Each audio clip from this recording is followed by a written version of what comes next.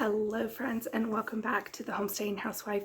As you can see, I am a little bit under the weather, but I am determined to keep posting videos. If you bear with my voice, I have a wonderful video to bring you today, and that is making kombucha tea. If you are already making kombucha or you're getting ready to start, tag me in your posts on Instagram and Facebook so that I can see all the kombucha being made, maybe find some new recipes. If you've been doing it for a while and you do some great second fermentation flavors, let me know, tag me in them so that I can see what everyone else is making with their kombucha. I hope you stick around. It's going to be a great video, and let's get started. Okay, so let's just dive right in. Here is the kombucha. I let it go a little too far because I was waiting to go to the store to get more tea. So it is going to be way too strong of a vinegar flavor and bitter for our liking. So this is going to be used for something different. But I'm going to be putting it in a pitcher because you need to reserve some of your tea to be able to make a new batch. And then I'm also going to be separating my scobies because I have quite a few in here, and the more scobies that you have in your jar, the quicker it's going to ferment. So this whole gallon will ferment within 3 days and be ready for its second fermentation. And I only have so many flip top bottles. So it takes about, I want to say close to a week to get through all of the flip top bottles that a gallon makes. So with that being said, I need this to ferment for a week so that it stays a consistent cycle until I can get more flip top bottles, if that makes sense. So we're going to separate it out so that it takes longer to ferment. Plus, we'll eventually have more kombucha. So fingers crossed, some thrift stores have more flip top bottles. But we're going to pour all but just a little bit into here.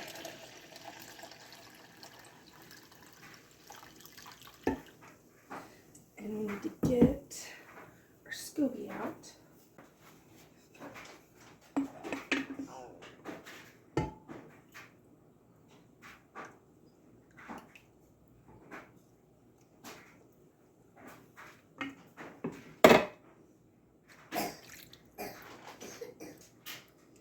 And then I'm just going to show you how dark this bottom part is. It's gone too long without me making a new batch. So this is going to go into something different because I don't want to use that with all the sediment. Like you can see the difference in the color. So this is not going to get used in my new batch of tea. I'm going to wash this jar real quick and then we'll finish. Okay, so we have our jar. And then to make your tea, so for every new batch, you're going to be doing the same exact thing. I have, for 1 gallon, I have a cup of cane sugar. Now I have used, they say to use cane sugar and that's best, but I have experimented.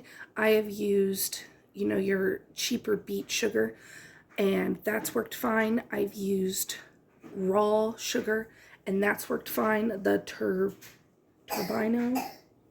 I know I'm saying that wrong, but the darker it has, it still has some of the molasses in it. The darker raw cane sugar, I've used that as well, and it's all worked perfectly fine. So I don't know if that's because this is a very well established kombucha and SCOBY, or if you can do it regardless. So I would advise, if you're just starting out, to maybe go ahead and just get yourself a small thing of cane sugar if you don't normally use that. But once your kombucha is established and you have a nice SCOBY, then I recommend, you know, use whatever type of sugar you're wanting. I think some people even use honey. I have not tried that one yet, but maybe we'll try it soon.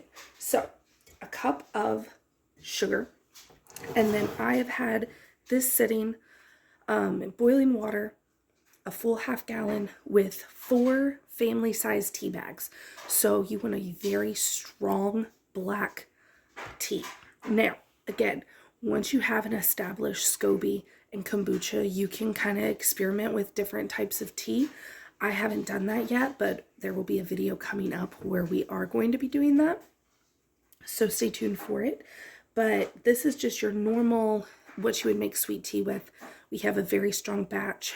Boiling water, let it steep until it comes down to room temperature, because you don't want something really hot with your kombucha. Pour that right in with your sugar.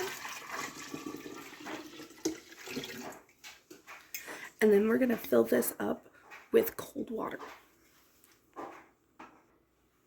Okay.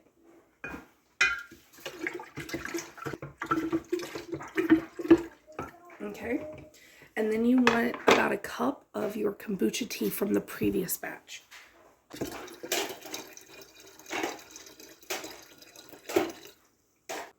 Okay, and make sure that when you're messing with your SCOBY, you're using clean hands. But I'm going to just kind of gently separate these SCOBYs.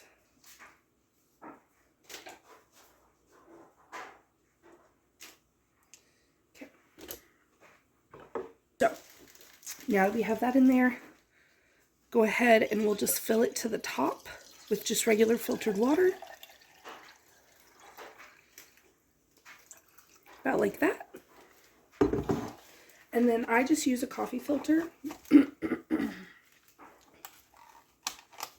So this will take, for me, the gallon with that amount of SCOBY, will take about a week to ferment. You can just start tasting it, and once it tastes to your liking, then you can either drink it as is, or you can go into a second fermentation.